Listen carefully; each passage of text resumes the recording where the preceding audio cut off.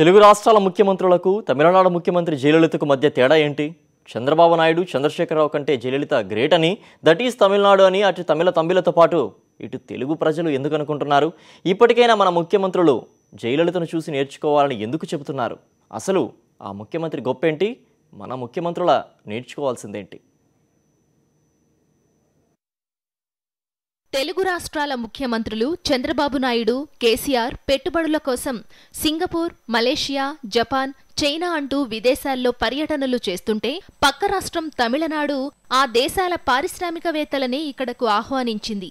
అనుకున్న టార్గెట్ కంటే ఎక్కువ పెట్టుబడులను దక్కించుకుంది. చెన్నైలోని నందంబాక్కం ట్రేడ్ సెంటర్లో 2 రోజుల పాటు ప్రపంచ పెట్టుబడిదారుల సమ్మేళనం జయ సర్కార్ నిర్వహించింది. రికార్డు స్థాయిలో మొత్తం 2.42 లక్షల కోట్లతో 98 ఒప్పందాలను కుదుర్చుకుని తమిళనాడు సర్కార్ రికార్డు సృష్టించింది. 2 ఏళ్లలో 3 లక్షల మందికి ఉపాధి కల్పనే ధ్యేయంగా నిర్వహించిన ఈ సదస్సు ప్రపంచ దేశాల వ్యాపారవేత్తలు, పెట్టుబడిదారులను ఆకర్షించింది. దీనికి 7 దేశాలు భాగస్వామ్యం వహించడం తమిళనాడులో పెట్టుబడులకు శుభసూచకంగా మారింది. ఆ రాష్ట్ర ముఖ్యమంత్రి జయలలిత పరిచిన రెడ్ కార్పెట్ మీదుగా ఏకంగా 7 దేశాల పారిశ్రామికవేత్తలు పెట్టుబడులతో సహా తమిళనాడులో వాలిపోనున్నారు. వాస్తవానికి 1,00,000 కోట్ల పెట్టుబడులను ఆహ్వానించాలనే ధ్యేయంతో తమిళనాడు ప్రభుత్వం ప్రపంచ పెట్టుబడిదారుల సమ్మేళనాన్ని ఏర్పాటు చేసింది. 2.42 లక్షల కోట్ల రూపాయలతో 98 ఒప్పందాలను కుదుర్చుకున్నట్లు ముఖ్యమంత్రి జయలలిత తెలిపారు.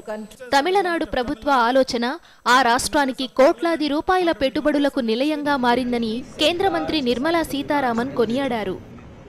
ప్రపంచ పెట్టుబడిదారులను తమ రాష్ట్రానికి పిలిపించి 1,00,000 కోట్ల పెట్టుబడులను సాధించిన ముఖ్యమంత్రి జయలలిత ప్రభుత్వం పనితీరు పొరుగు రాష్ట్రాల ప్రభుత్వాలకు చెంపపెట్టుగా మారింది. పెట్టుబడుల పేరుతో ప్రజాధనంతో ప్రపంచ దేశాలు తిరిగే నాయకులకు పాఠంలా ఈ వేదిక నిలిచిందని పలువురు విమర్శిస్తున్నారు. China itself is in doldrums now. పరిశ్రమలన్నీ కూడా దివాలా తీసినాయి.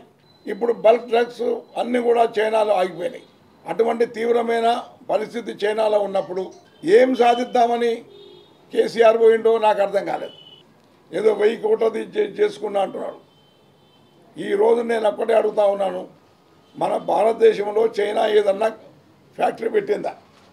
ఈ రోజు ఉన్నటువంటి తీవ్రమైన కరువు పరిస్థితిని ఎదుర్కోవటం వదిలిపెట్టి, ప్రజలను వాళ్ళ మానాన్న వాళ్ళని వదిలిపెట్టి అసలు కేసీఆర్ ఏం చేద్దామని చెప్పి చైనా పోయినట్టే.